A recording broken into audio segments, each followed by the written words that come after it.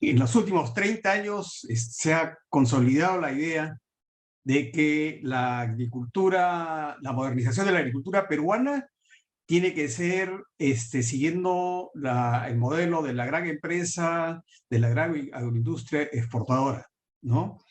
Y esta idea, ¿no? Que es alimentada obviamente por los empresarios que tienen estas grandes unidades productivas, es lo que ha llevado también que en la propuesta de Majes Siguas 2 se esté proponiendo módulos mínimos de 200 hectáreas, supongo que acumulables, para aprovechar el aprovechamiento de las nuevas tierras que se ganen una vez que se concluyan las obras de Majes-Siguas 2, ¿no? Siguiendo un poco lo que ha sido el caso de Chavimochic y de Olmos, etcétera. Yo creo que lo que hay que considerar en primer lugar es que lo que estamos en discusión, lo que está en discusión ahora y lo que pone en discusión el estudio realizado por Ronald Fernández es un cuestionamiento a esta idea, ¿no? De que la única manera de modernizarse es con la gran agroindustria exportadora, ¿no? Y que lo demás es, en fin, tiene que hacerse porque ya lo tenemos que alimentarnos los peruanos, entonces también pues que produzcan, pero no es eso lo central. Y las políticas gubernamentales en los últimos 30 años han seguido esa idea, ¿no? Entonces ya lo han mostrado ustedes, ya lo han dicho, la gran industria exportadora es la que recibe pues todos los beneficios, el apoyo gubernamental, los subsidios, etcétera. A propósito, el que ha hecho el estudio sobre subsidios, Eguren, no soy yo, es mi hijo Lorenzo Eguren, que es economista, ¿no? Yo soy Fernando Eguren, no soy economista, no he hecho ese estudio. Es un estudio, por lo demás, bastante útil. Bueno, ahora, los temas que ha tocado el análisis de Ronald Fernández desbordan ampliamente la temática regional. Estos temas que están planteados a lo largo del estudio son temas que se están discutiendo en muchas partes del mundo, ¿no? En primer lugar, pone de nuevo el tema de la tierra. Una gran irrigación es la incorporación, la ampliación de la frontera agrícola. En todos en los países y también en los foros internacionales hay una gran discusión sobre la tierra. ¿Por qué? Porque se están haciendo proyecciones hasta el año 2050 de cuánta tierra se va a necesitar para una población creciente, que además está creciendo su capacidad adquisitiva. ¿Dónde va a salir la nueva tierra para la nueva producción alimenticia que se necesita para esta nueva población? ¿No es cierto? Hay una discusión sobre el tema de la tierra y cómo se usa, no solamente de la extensión, quién tiene qué cosas, sino cómo se usa la tierra, ¿no? También pone en discusión el estudio el tema de los tamaños, porque efectivamente hay una discusión sobre cuáles son los tamaños apropiados de una explotación agrícola. La agricultura familiar, ¿no? Se pregunta uno, ¿es viable? ¿No es viable? ¿Es muy chico? Otros dicen, no, lo que se necesita son en grandes escalas, porque la gran escala trae una serie de ventajas económicas. Dicho sea de paso, ese tema de la escala de producción, que ha sido trabajado por eminentes economistas, ¿no? Hay dos que quiero mencionar, del Banco Mundial, que son de los principales economistas del Banco Mundial. Uno es Hans Bieswanger, desgraciadamente que ha muerto hace poco, el otro es Klaus Dellinger, hay otro gran economista, Michael Litton, etcétera. El consenso de todos es la agricultura familiar, la pequeña agricultura, es la que mejor combina los factores de producción. Y es cierto que tiene algunos inconvenientes, como es la escala para ciertas cosas, para comercialización, para industrialización, etcétera, pero para eso están las asociaciones, ¿no es cierto? Entonces, esta idea de que per se la gran propiedad, la gran agroindustria es casi por mandato divino la más eficiente, la más, competitiva, según estos autores que se han dedicado su vida a estudiar estos temas, lo que dicen es que lo que ocurre es que en gran parte de los países sus gobiernos hacen políticas de apoyo a esta gran agricultura y eso explica en buena medida en que tengan los grados de rentabilidad, etcétera. Pero cuando los países derivan ese apoyo a lo que es la agricultura familiar o a la mediana agricultura, entonces es recién ahí en donde estas últimas pueden mostrar todas sus capacidades.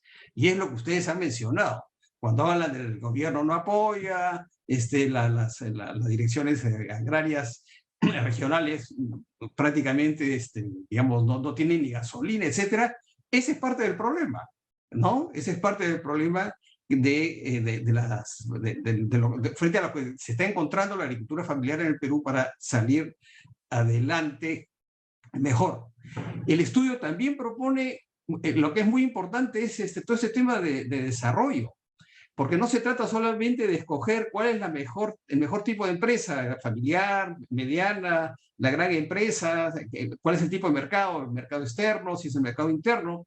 Son todos temas que hay que debatir y discusión, teniendo en perspectiva sobre todo que se va a invertir un montón de recursos fiscales sobre tierras de la nación, que es el Majes Iguas II. No es solamente una cuestión, digamos, regional, es una cuestión que tiene un peso nacional, ¿no? Entonces hay que pensar en términos de desarrollo, no solamente de unidades productivas que sean viables, en términos de desarrollo territorial, como muy bien se ha orientado en hacer el estudio de Majes Iguazú, ¿no? Es decir, ¿qué hace? No solamente qué pasa en las empresas, qué pasa a todo alrededor, ¿no? Pues muy bien. Entonces, ese tema del impacto que tienen los diferentes tipos de agricultura sobre el territorio también es un tema que está siendo estudiado en el mundo porque las políticas necesitan tener los criterios para saber qué es lo que apoyan, qué es lo que no apoyan, qué es lo que promueven, qué es lo que no promueven. Y para esto no solamente es necesario la intuición, no solamente es necesaria la experiencia del pasado, ¿no es cierto? Se depende mucho de cuáles son las investigaciones, los estudios que pueden mostrar que tal propuesta es mejor que otra.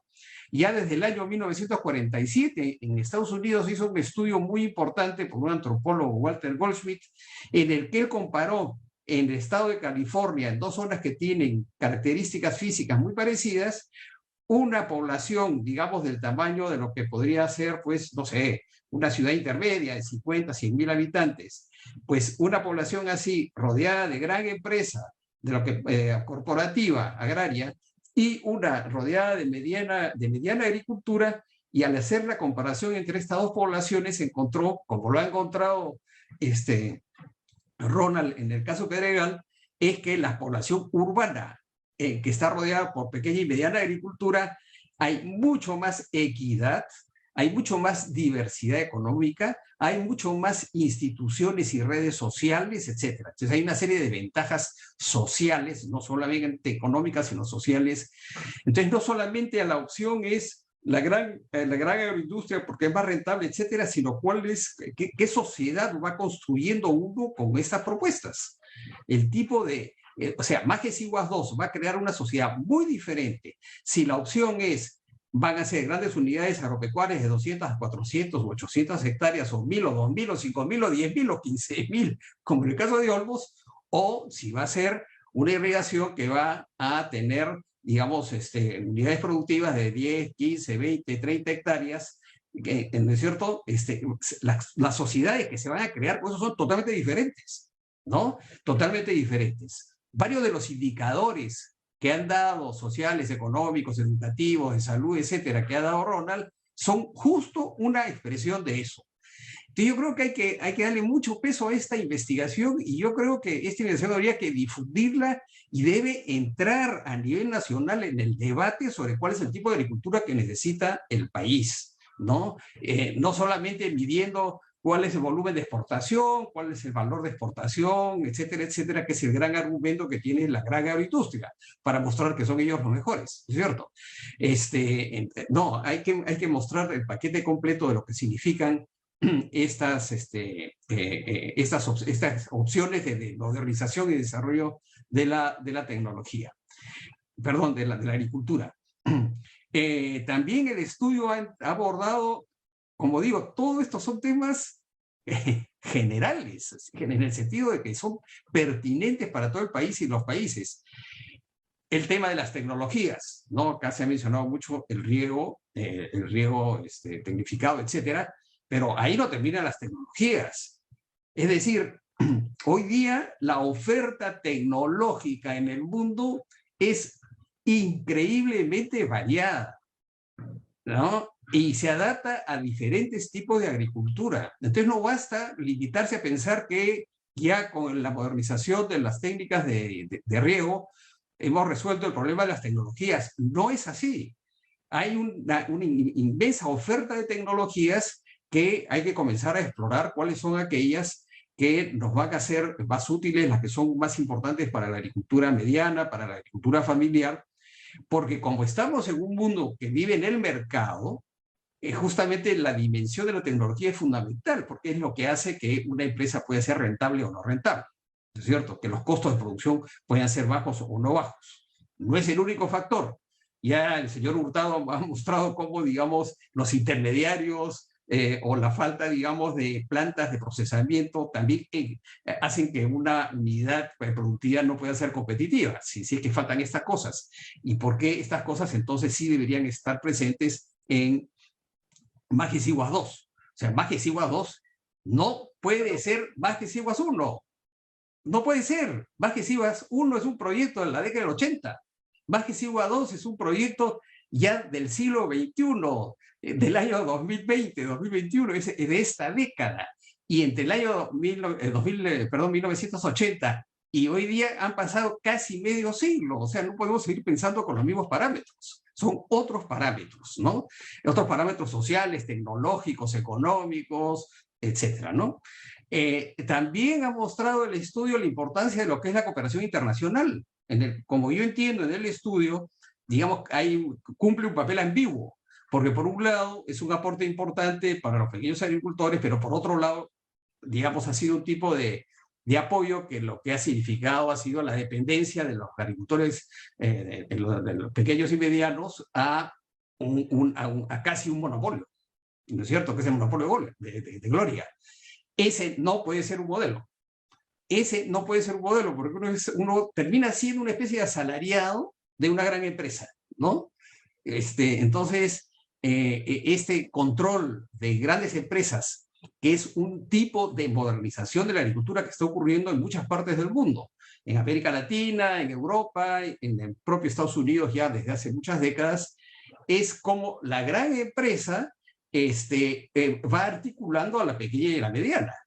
Y eso no significa, desde mi punto de vista, eso no significa un gran éxito de las pequeñas empresas, de la agricultura familiar. ¿Por qué? Porque finalmente le quita toda autonomía a la agricultura familiar, que pierde las posibilidades de tomar decisiones de qué producir, cómo producir, con qué tecnologías producir, etcétera, etcétera, y pasa a ser totalmente dependiente de la gran empresa. O sea, yo no soy un gran partidario de la economía de contrato porque los contratantes son demasiado desiguales, ¿no es cierto? Es decir, una gran empresa, ¿no es cierto?, que no solamente tiene más recursos, más financiamiento, sino su viva capacidad para esbozar el contenido de un contrato es mucho mayor, tiene abogados, etcétera, etcétera, ¿no? Entonces, yo no soy muy...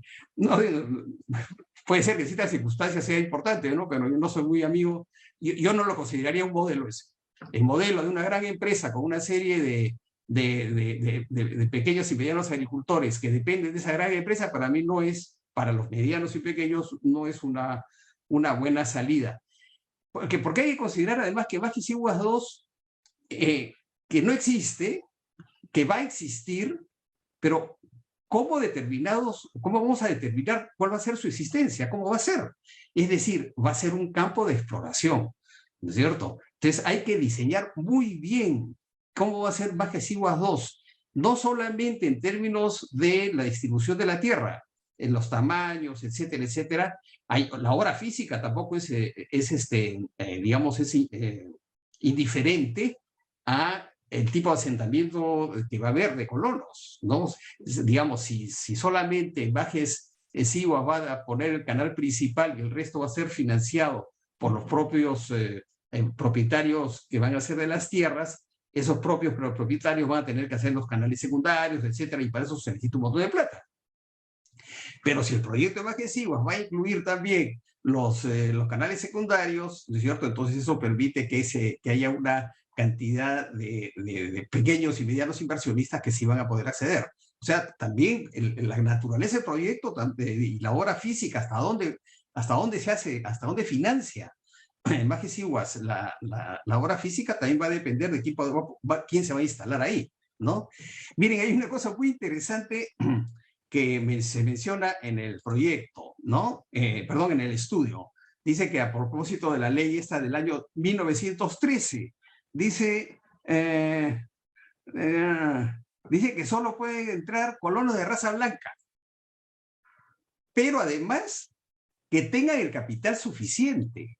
Y entonces hoy día, por supuesto, nadie va a poner en ninguna ley que no pueden entrar sino los que tienen, los que tienen raza blanca, ¿no? Es insostenible, nadie se va a atrever además de hacerlo porque sería una estupidez mayúscula, injusta, etcétera, ¿no?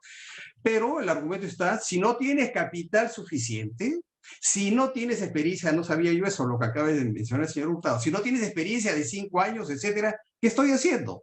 Estoy haciendo también una discriminación, o sea, solo este tipo de gente puede entrar a las tierras de Majes Siguas II. Yo no estoy diciendo que cualquiera puede entrar, no, eso tampoco es cierto, ¿no es cierto? El que va a entrar ahí digamos, adquirir las tierras, lo menos que puede hacer es saber trabajar la tierra, es lo menos que puede saber. En fin, hay criterios para eso, ¿no? Pero que estos criterios no sean pues estas formas que son más bien discriminatorias que otra cosa, ¿no? Bueno, entonces, ahora, y yo tengo ahí un tema también con las grandes irrigaciones, porque las grandes irrigaciones en la costa son para ampliar la frontera agrícola. Pero ¿qué está ocurriendo en el país? En el país está ocurriendo que estamos perdiendo tierras de cultivo de manera sistemática desde hace décadas. Hay más de 400.000 hectáreas de tierras salinizadas en la costa, o sea, más o menos el 40%, digo yo, más o menos el 40%, porque desde la década de 1970 no se han hecho nuevos estudios sobre el grado de salinización de las tierras de costa. En la costa, en la década del 70 había más o menos 700.000 hectáreas y más del 30% ya estaban salinizadas. Pero ¿qué más del 30%? Habían 300.000 hectáreas salinizadas ya, ¿no es cierto? Y desde la década del 70 no han habido programas importantes de desalinización de los suelos ni para impedir la salinización de nuevos suelos. O sea que hoy día debe haber mucho más centenares de miles de hectáreas. Eso se está perdiendo, ¿no? Entonces, mientras se está perdiendo tierra, bueno, en las zonas de sierra, etcétera, hay decenas de millones de hectáreas que se han erosionado, ¿no es cierto?, por diferentes razones, y en las selvas todos somos testigos del progresiva deforestación de la sierra. Entonces, el Perú pierde tierras, y no hay nadie, el Estado no se preocupa de eso, y sin embargo, está dispuesto a hacer inmensas inversiones para ganar nueva tierra. O sea, perdemos tierra, ¿no es cierto?, y invertimos para nuevas tierras en lugar de hacer políticas o que hagan las dos cosas, pero que lo que no puede hacer es dejar que se sigan perdiendo tierras, ¿no es cierto? Porque entonces suena ilógico, ¿por qué abro frontera agrícola nueva si es que estoy perdiendo miles de hectáreas todos los años? Este es un tema que también debe ser discutido, digamos, cuando uno hace una discusión ya a la escala... Señor Fernando, disculpe que le corte, le quedan 2 minutos. Ya, a la escala nacional. Ya, bueno, en fin, es muy interesante, por eso, digamos, a uno le provoca hablar. Solamente quiero un par de cosas finales, ¿no? Con relación al nuevo Majes Siguas II. Uno, Majes Siguas II es un proyecto del siglo XXI, del año 2020. Me refiero a la década de 2020. Hay que cambiar los chips, hay que pensar en agricultura para esto, ¿no es cierto? Para una agricultura familiar.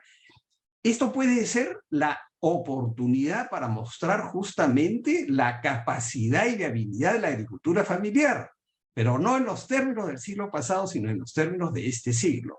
Por eso habría que conceptuar este Majes Siguas II, lo ha dicho muy bien el expositor, ¿no es cierto?, que esto es como un proyecto de desarrollo, pero es un proyecto de desarrollo del siglo XXI, es eso, ¿no?